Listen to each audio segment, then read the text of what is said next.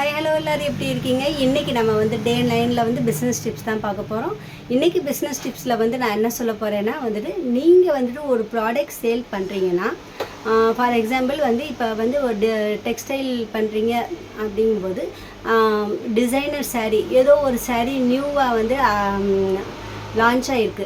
அதை நீங்கள் கொண்டு வர்றீங்கன்னா வந்து சில சாரீஸ் வந்துட்டு ஏன் எதுக்குன்னே தெரியாது, ரொம்ப ஃபாஸ்ட் மூவிங்கில் இருக்கும்.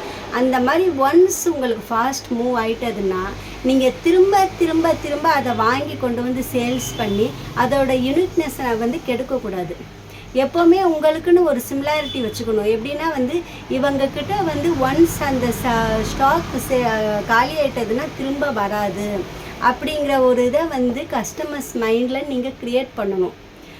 இன்னொன்று வந்துட்டு நீங்கள் வந்து திரும்ப திரும்ப ஒரு டிசைன் நல்ல மூவிங்கில் இருக்குதுன்னு கொண்டு வரும்போது ஃபஸ்ட்டு வர்ற மெட்டீரியல் பார்த்திங்கன்னா வந்துட்டு ஃபஸ்ட் குவாலிட்டி மெட்டீரியல், ரேட்டும் ஃபஸ்ட் குவாலிட்டியாக இருக்கும்.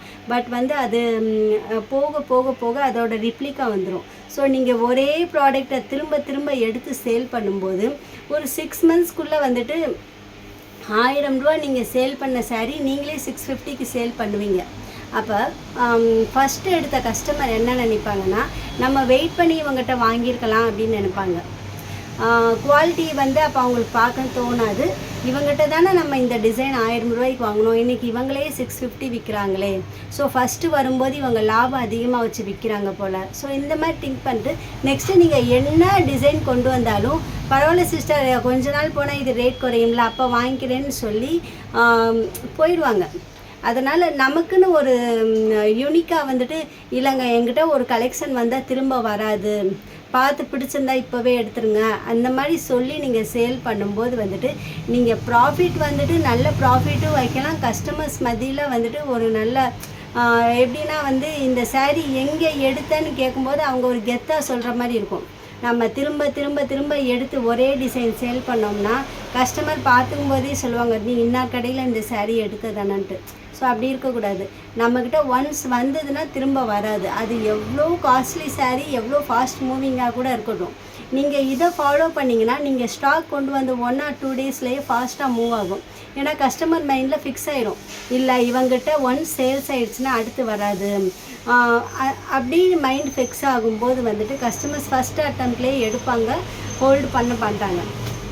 நீங்கள் இந்த வந்துட்டு இப்போ கண்டிப்பாக வந்து பிஸ்னஸில், அதுவும் மெயினாக வந்து டெக்ஸ்டைல் சாரீ பிஸ்னஸில் இதை நீங்கள் ஃபாலோ பண்ணுங்கள். உங்களுக்கு வந்துட்டு கண்டிப்பாக வந்து ஒரு நல்ல ஒரு ரீச் கிடைக்கும்.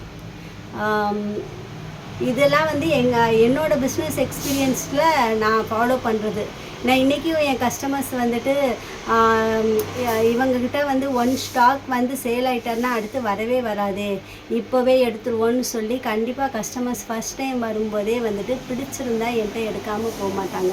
இதெல்லாமே வந்து நான் வந்து எவ்வளோ நிறைய இந்த பிஸ்னஸில் ஃபேஸ் பண்ணாலுமே இன்றைக்கும் நான் நிற்கிறதுக்கு இதுவும் ஒரு காரணம். ஸோ வந்துட்டு நீங்கள் வந்து பிஸ்னஸில் வந்துட்டு நிறைய மாற்றி யோசிங்க. எல்லோரும் போகிற வழியிலேயே போகாதீங்க, மாற்றி யோசிங்க. மாற்றி யோசிக்கும் போது சில ஃபெயிலியர்ஸ் வரும், ஆனால் வந்துட்டு சக்ஸஸ் வந்துட்டு உங்களுக்கு வந்து கொஞ்சம் நல்லா வந்து ஸ்ட்ராங்காக வரும். ஸோ இந்த வீடியோ உங்களுக்கு பிடிச்சிருந்தா லைக் பண்ணுங்கள், ஷேர் பண்ணுங்கள், சப்ஸ்கிரைப் பண்ணுங்கள். நாளைக்கு இன்னொரு டிப்ஸோடு உங்களை வந்து பார்க்குறேன். பாய்.